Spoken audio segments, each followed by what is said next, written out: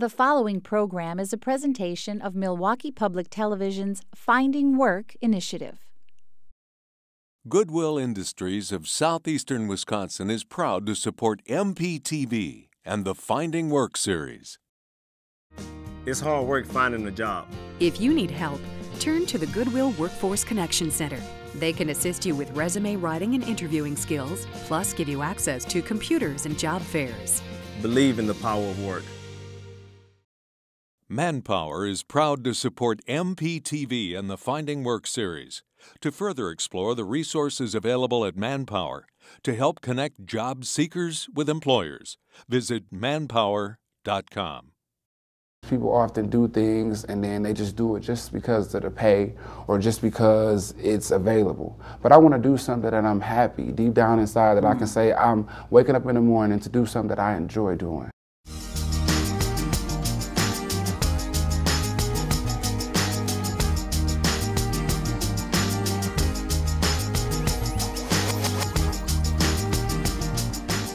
Good evening and welcome to Jobs, the broadcast component for Milwaukee Public Television's Finding Work initiative. I'm Denise Callaway. And I'm Mark Siegrist. Each month, Jobs will offer profiles of Wisconsinites engaged in finding work. Some will have found employment, some will still be searching, and some will be assisting people in their searches.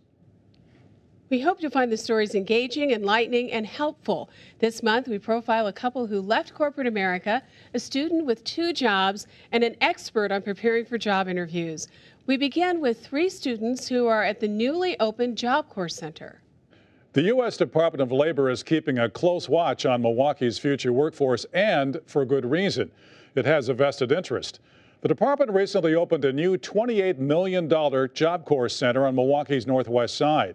The first recruits on campus told me they're eager to learn and put their skills into practice. It's good. This is a place for nourishing dreams. New arrivals at the Job Corps Center in Milwaukee think they're getting the chance of a lifetime. Well, my life was a kind of dead end. I don't want to be in the streets, like doing bad things and doing bad habits. Well, it's important for me to be here because more than anything, Job Corps involves structure. The days are structured within the theme of honesty, integrity, and commitment. One kick at the cat, just remember that. If we find it later on or you're using and we walk in on you, you're going to get in trouble. You're going to get written up. Tell me about the welding equipment coming in. Absolutely. As you can see, we have our Lincoln welding power equipment that has just arrived. We also have Miller welding power equipment that has just arrived as well. Don Thompson is the center's deputy director.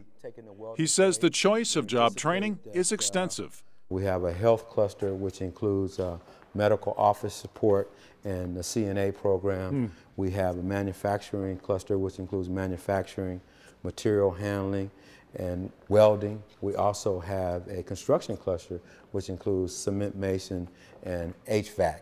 HVAC stands for heating, ventilation, and air conditioning. Did you guys get a chance to study the CS standards? Yeah. Oh, really? Really? Okay, you give me 2 then. How about that? How about respect and accountability? That's one of the trades the 23-year-old LeVar Buchanan of Milwaukee was considering. Students are allowed to explore training options during the first few weeks on campus. My hopes and dreams are just to become happy in a field that I'm actually enjoying doing. Because a lot of times people often do things and then they just do it just because of the pay or just because it's available. But I want to do something that I'm happy deep down inside, that I can say I'm waking up in the morning to do something that I enjoy doing. So tell me what the workplace has been like for you in the past few years. What kind of different job paths have you been taking? I say I had maybe 2 retail jobs, and then the final job was my 3rd shift job working at FedEx. And so I did that, and like it was a good job. However, like I couldn't see myself furthering in that because every week or every other week they're bringing in new people in my same position, which takes away from my hours. And I have things to take care of, such as my daughter, such as bills, and other financial things that are very important. The Milwaukee Job Corps Center is building a better workforce one life at a time. The focus is on young, low-income men and women between the ages of 16 to 24. Although the focus is on job training and academic instruction, the program actually takes a holistic approach in meeting the needs of individual students. Qualified applicants receive free tuition, room and board, even health care and fitness. It's all aimed at helping students become more independent and employable. Our experience in Job Corps has been that while an employer can appreciate you having good technical skills, they very much would like you to also have those soft skills, knowing that you need to be on time, following constructive criticism, being able to take directions. And so we incorporate that in our training process. Well, after high school, I didn't know where to go. I went to college for a year and just couldn't figure anything out, couldn't find anything I liked to do. 20-year-old Jim Lorigan of Fond du Lac was frustrated by his lack of vocation. I worked for a plumber for a long time, for a while at least, and I worked in a hospital in the food service, but none of them had, like, I wouldn't be able to take them anywhere, so it was just kind of dead end. And I needed something that I would actually be able to just live out on my own and have a good career. So Jim Lorigan turned to the Milwaukee Job Corps Center for direction. After learning a steady trade, he plans to further his career by returning to college. I want to buy my mom a house. She raised me. 18-year-old Victor Correa of Milwaukee has ambitious goals. Helping his mother is just one of them. His Job Corps plan is to finish high school and become a welder. So after you complete your high school education here, you want to go on to college? The military, once I'm done for Job Corps, they have the military that you can go to, and the military, hopefully the military will pay for me to go to college, and that's one of the plans I have, and it wouldn't be successful without Job Corps helping me and giving me that extra step to go further in life. So one of my goals is to go to the military and do welding in the military. So I'm planning to do like trucks, welding tanks, welding helicopters. I know the key to this, to the campus experience, is to recruit from the Milwaukee area as much as possible. What is the biggest challenge of doing that, securing eligible students from the Milwaukee area itself? Well, I think one of the things that we want to see happen is we'd like the community to be aware that we are here and that we are excited to receive eligible candidates from the Milwaukee area. I think that message is beginning to go forth. The Job Corps is relying on local political and civic leadership to help with recruitment. Plans call for 300 students to be training by September, mostly from Greater Milwaukee. It's the chance of a lifetime. It sounds like you've got your future pretty well mapped out. You know exactly what you want to do. Yes, I do, because I have things to take care of. Life is short, you know, no day is promised. So while I am here, I need to take advantage of the time that I am here and take care of business. The Job Corps has a rich tradition in this country. Its roots date back to anti-poverty legislation signed into law by President Lyndon Johnson back in 1964. The local website address is www.milwaukeejobcorps.org. And speaking of websites, MPTV and its community partners invite you to utilize the Finding Work website at www.findingwork.tv. It offers a variety of services, including answering basic questions about job seeking, listing important upcoming events and programs, and listing contacts from our show. The website is interactive and is the best way for you to reach us here at Jobs. The website is also a work in progress that will constantly be updated and changing, so let us know what you want to see on it. Many of us have been told to follow a prescribed formula for success. Get a corporate job, a big house, 401k, the works. Our next profile is of a couple that did just that, but when problems arose, they found a different path to happiness. It's always Jack and Jodi, you know, it's not Jack or Jodi, it's always Jack and Jodi. In fact, if I go a lot of places by myself, or if she does, they don't even know who I am. You know, do I know you? You know, oh, Jack and Jodi. Okay, now I know who it is. I was thinking when I came home, you know, I'm in my 50s, What am I going to do? I don't want to go back in the corporate culture. I don't want to wait tables anymore. I was in the corporate world for many, many years. I decided, it finally came to a point where I decided that it was time for me to leave the corporate world.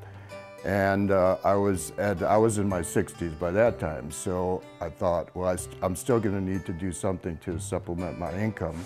All right, we're ready for anything now. Okay, sweetie, let's go. And so I decided to do a little research, and I came up with dog walking. I said, no, I couldn't imagine that I'd been doing this, but I love it. It's a very satisfying type of job, and it's hard to call it a job because I enjoy it so much. We're out getting our exercise so we stay fit. We're whenever we come in to see our clients, they're also always happy to see us. Their little tails are always wagging. They're never having a bad day, and if you're having a bad day, they'll lift you up. And also the pet owners are extremely grateful for the service that you provide them. And so all those things together just make it a proof to me that I made the right decision. Okay, let's go, boys. Everybody has skills, talents, gifts, and if you're able to pinpoint that, you should be able to figure out a way to make a living and through entrepreneurial efforts and be comfortable with what you're doing and also enjoy with what you're doing. And she, believe it or not, she's 15 years old. That's what happens when you have me walk your dog. They live forever. It seems like a simple type of endeavor to go into, but it's very rewarding. Not so much financially, but we're not after the big dollars. I felt like that was my life. It was, you know, in my 50s, where am I going to get another job? But when I was let go, it was like a big relief. And yeah, I was scared. It was, oh my goodness, what am I going to do? You know, and I kind of thought, yeah, my self-esteem was knocked down a little bit. Hello? Hey, Kelly Jones. Hi, how have you been? Awesome. Jack's like, well, you know, I started a business. Why don't we think of something for you? So we thought what we could do, and we came up with the VIP experience. Well, it is a promotional company that supports local businesses. And we have about 33 businesses that participate with us. We do not charge them for any advertising. And we do promotional activities within, like McBob's, say, is on our card. And they give $1 off every time you spend $6 there to eat. So you can use it over and over again throughout the year. So Rosebud and the Times Cinema, buy one admission, get one free. So they like it because they have another venue for marketing without having to pay anything. So it can't hurt them. And they also like the idea that we're promoting within the community. We sell the cards for $20. We're always trying to come up alongside some type of fundraising event, some type of charity. So each card that we sell, a major portion, can go back to that whatever charity that we are working on at the time. That's what's going to bring our economy back, is when people begin to realize that, first of all, I don't have to have the biggest car on the block. I don't have to have a boat in my driveway. I don't need to have the biggest bank account, you know, in my family. You don't need to have those things. There are things that are more important than that. Just sort that out and move forward. I think the main regret was not being able to figure this out earlier, which created a lot of depression and things in my life in the past, because I always thought I had to be, you know, wear the Prada purse and have the perfect everything. And now I've traded in my nice Prada shoes for my new walking shoes, you know, and I love it. Yeah, never in a million years would I thought we'd be doing this. Everybody has something to offer. And then tried to do some research around that. Again, mine is as simple as I can walk. You know, I love to walk, and I can walk forever. And it's like, well, how can you make money walking? Well, pick up a few dogs along the way while you're walking.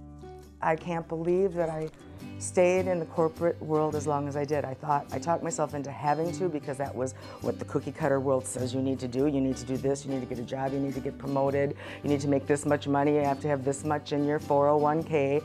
And so that's what my mindset was. And after I left my job, this weight was lifted off, and I realized that life doesn't have to be that way. You can do what you want. We're not interested in being wealthy or being rich as far as finances are concerned. We're wealthy and rich in other areas. You know, we have tons of friends. We have lots of goodwill in the community. It's a great place to be. My personal artwork is going to merge with the technology I'm learning. So I'm fulfilling my personal goals and making myself very marketable. It's a good reason to celebrate. You just got the call to interview for that great job you've been seeking. You think it's a perfect fit, but your palms are sweating and your heart is racing at the very thought of walking through the front door. So, how do you keep it together and convince them they'd be fools not to hire you? Our guest, Tim Pappas, is the right person to ask. He's a Milwaukee-based executive search consultant with Pappas Delaney, LLC, and he volunteers his time coaching job seekers with the Lumen Christi Employment Network. Tim, thanks for coming in. It's a rare privilege, and I appreciate being here. All right. What do you tell your job seekers? How do they have to win that critical interview? I think it starts with a preparation. Basically, what we do in interviews is not natural for a lot of people. It's not a natural conversation, so you have to get prepared for it. There are 5 or 6 questions that happen in almost every interview. You can't avoid them, and people get tripped up by them. Tell me about yourself. And you would think, well, you know about yourself as well as anybody does, so why in the world wouldn't you be able to tell somebody? But people go, they freeze. They absolutely freeze. Other questions might be, what are your strengths and what are your weaknesses? These are standard, everyday questions. Another question that comes into play is, why do you want to come and work here? And people just get tripped up on these things. So understanding what you're going to say when you're confronted with the 5 basic questions or the tough questions that exist in an interview can make a huge difference in terms of just simply how you start that interview off. What is the employer actually looking for, trying to find out during these exchanges? Because they already have your resume in hand, they know what your qualifications are. What are they trying to learn? What they're trying to learn is, can you change on a dime? Do you have the ability to think on your feet? Do you have the ability to basically understand what they need and basically respond to the questions that they put out that they think are important for functioning in the job that they have to offer? It's very important for you to be able to do that, and that's what they're looking for. They don't want someone who won't look them in the eye. They don't want someone who won't be at least somewhat animated or somewhat interested in what it is that they're doing. And they certainly don't want anyone that isn't knowledgeable at all about what the job is. So they want to engage you. They don't want you just to listen, although listening is critical, but they want to engage you in a dialogue about the company and your qualifications. Absolutely. It is not an interrogation as most people believe that it is, where, you know, the big heavy lights come on you and we're going to ask you a bunch of questions. Very often what you do in the first 5 minutes of the interview can set the tone for whether or not you can ask a question or have a dialogue as opposed to an interview. How do you strike that balance between listening and sharing communication? I think you need to actually control your desire to tell an employer how well you dance all the time. Sometimes you want to answer the question, but really you need to ask a question instead. You know, they ask you a question and you want to talk about all your experiences. Well, one of the things that I tell job seekers all the time is that an interview is never about you, it's never been about you, it never will be about you. It is only about the employer. No employer gets up and says, we're going to hire someone named Tim today, and because it'll make us feel good. They have a need, they have a specific need, and they're there to determine whether or not you meet that specific need. So are you supposed to ask questions about the company, specific questions about the job, the team spirit within the workplace? I mean, how far do you go in terms of probing about the company from your end of the table? Well, I like to tell people that you probe on the basis of the culture of the organization. What kinds of things allow a person to succeed inside the organization, as opposed to asking questions like, how much vacation am I going to get? And is there sick time? These are all bad things to ask in an interview. But basically, what's it like to work here? Who succeeds in this organization and who fails? Why is the position open? What are you looking actually to fill? And I think you asking those kinds of questions can help get a dialogue going with an employer. What are the biggest mistakes the job seeker will make in the course of the interview? Obviously, not listening is a big thing. Secondly is revealing information that would be illegal for the employer to ask. That's a real no-no. I think another situation that really hurts people in interviews is not knowing when to shut up. Occasionally, you have a finite amount of time. And one of my first questions that I coach people on is when you get into an interview, you say, how much time do we have today?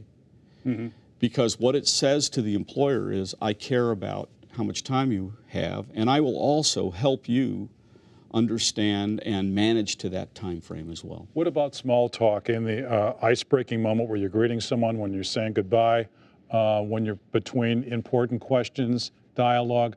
Can you make big mistakes offering small talk?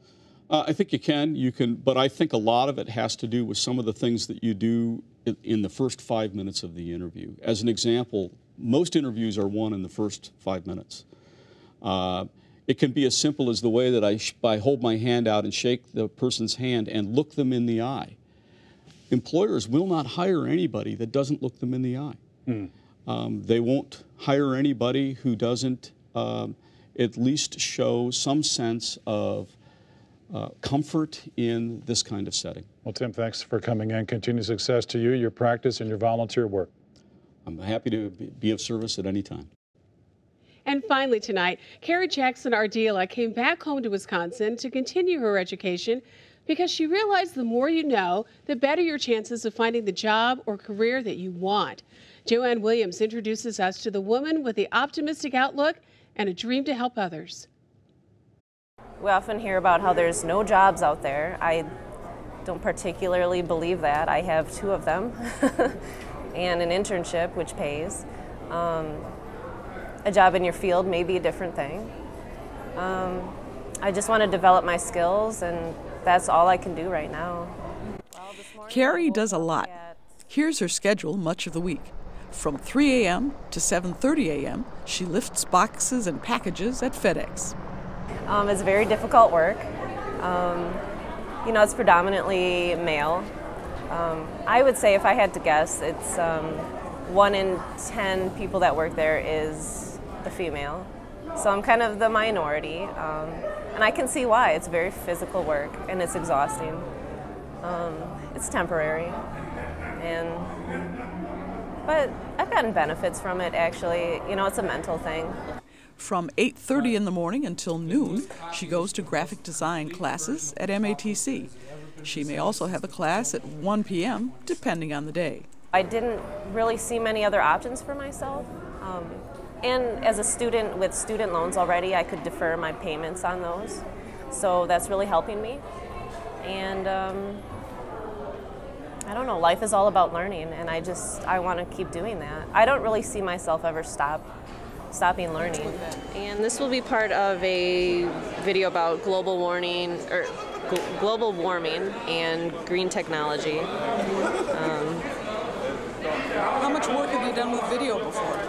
Not too much, actually. I've edited sound back into video, and I just really enjoyed it. So that's what I plan on doing with this. So I'm excited about cutting the film and making a story. Then on some days, she works on the website for the Finding Work Initiative for a few hours, and after that, goes to her work-study job designing posters for MATC. Little jobs here and there, but decided to go back to school for web design and computer graphics. So yeah, I'm excited about it, and it's a challenge, and that's important because there'll be bigger challenges in life than this, for sure. And there's been some road bumps along the way, but it's looking good so far. Well, so far, so good. But like so many other people, Carrie wants a full-time, good-paying, with benefits job.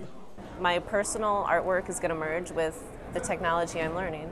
So I'm fulfilling my personal goals and making myself very marketable, and I'm excited. After high school in Muskego, she attended the Kansas City Art Institute and majored in painting and art history. That's also where she met her husband. He's a graphic designer too. But times got tough, and they came back to her family in Wisconsin, and they both went back to school. I came back here hoping to get some support from my family, and that's what I got. And they've been wonderful. It's what I've needed, because right now it is a struggle. And but I do want to move on someday, because there's opportunity out there that I don't even know about yet. And that's what she says more people should do. Go back to school, get more skills, improve their chances of finding work. There's a variety of people. Some people straight out of high school and some older people. And I think it's very courageous to go back to school after you've been in the field for so long doing something else, and maybe you lose your job. My mom actually went back to school a few years ago, I would say about 5 years ago. And now she works in a hospital. And I mean, when I was in high school, I would have never imagined that she would be doing that. So it was pretty brave of her. And she has a goal bigger than just building a career for herself. I would like to start a company someday and create the jobs for people. So I'm very interested in that. I'm not sure how soon that's going to happen, but I know it will. Well, that would be great. A lot of people would be happy to hear you say that. I think so. If you want to create jobs. Yeah. People don't often think about that. I mean, they say there's no jobs out there. Well, create them, you know. I don't think it's as hard as people think. I know, 3 people personally that have started their own businesses, and 2 of them are thriving. You know, if you're not moving ahead, you're falling behind, and that's how I see my life. And that's our program for this week. Remember, the Finding Work website is at www.findingwork.tv. It will be changing and updating frequently. We hope that you'll join us March 23rd at 9 p.m. for the next edition of Jobs. Until then, for MPTV and all its community partners, thanks for watching and good night. Good night. Goodwill Industries of southeastern Wisconsin is proud to support MPTV and the Finding Work series. It's hard work finding a job. If you need help, turn to the Goodwill Workforce Connection Center. They can assist you with resume writing and interviewing skills, plus give you access to computers and job fairs. Believe in the power of work. Manpower is proud to support MPTV and the Finding Work series. To further explore the resources available at Manpower to help connect job seekers with employers, visit manpower.com.